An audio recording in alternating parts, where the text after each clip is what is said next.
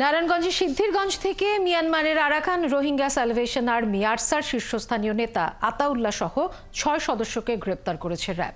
2017 সাল থেকে বিভিন্ন সময়ে গণমাধ্যমে আরসার পক্ষ থেকে ভিডিও বার্তা দিয়ে পরিচিত হয়ে ওঠেন সশস্ত্র সংগঠনটির শীর্ষস্থানীয় নেতা আতাউল্লাহ। গ্রেফতারকৃতদের দেশের বিভিন্ন এলাকায় নাশকতা সহ বিভিন্ন অপরাধের পরিকল্পনা ছিল বলেও জানায় পুলিশ।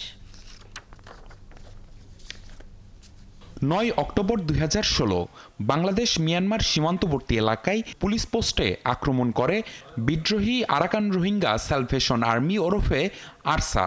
পরের বছর 25 আগস্ট আবারও হামলা হয় আরাকানে। সেখানেও নাম আসে সশস্ত্র সংগঠন আরসার নাম, যেখানে নিহত হন বেশ কয়েকজন।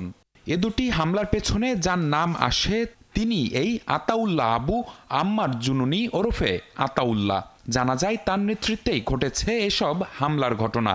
মিয়ানমারের পাশাপাশি বাংলাদেশেও তার গা ঢাকা দেওয়ার খবর পাওয়া গেছে বিভিন্ন সময়। এবার বিদ্রোহী সংগঠন আরসার সেই নেতা আতাউল্লাহ ধরা পড়লেন র্যাবের জালে। সোমবার দিবাগত রাতে নারায়ণগঞ্জের সিদ্ধিরগঞ্জ থেকে আতাউল্লাহ সহ 6 সদস্যকে গ্রেপ্তার করেছে সংস্থাটি।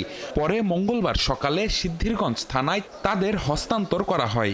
সিদ্ধিরগঞ্জ থানাধীন ভূমিপল্লী থেকে রোহিঙ্গা নামধারী প্রায় 5 জন পুরুষ এবং 3 জন মহিলা এবং বাঙালি একজন সহ টোটাল 10 জনকে ধৃত করে সন্ত্রাস দমন আইনে এবং ফরেন অ্যাক্টে 2টা মামলা দায়ের করলে সিদ্ধিরগঞ্জ থানায় এই মামলা গ্রহণ। দুপুরে তাদের নারায়ণগঞ্জ আদালতে নেওয়া হয়। সেখানে রিমান্ড আবেদন করলে আদালত 2 মামলায় তাদের 5 দিন করে মোট 10 দিনের রিমান্ড মঞ্জুর করেন।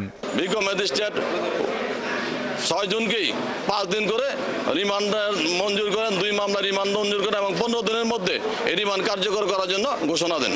বিভিন্ন গুপ্তচরের মাধ্যমে রাষ্ট্রের ক্ষতি করার জন্য, ষড়যন্ত্র করার জন্য একটা অশুভ পায়তারার চেষ্টা করে পুলিশ গোপন সূত্রে সংবাদ পাইয়া তাদেরকে ধৃত করে। গ্রেপ্তারকৃত সদস্যরা নাশকতা ও অপরাধমূলক কর্মকাণ্ড পরিচালনার উদ্দেশ্যে গোপন বৈঠকে মিলিত হয়েছিল বলে জানিয়েছে আইন শৃঙ্খলা বাহিনী। নিবিড় সাহা, 71, ঢাকা।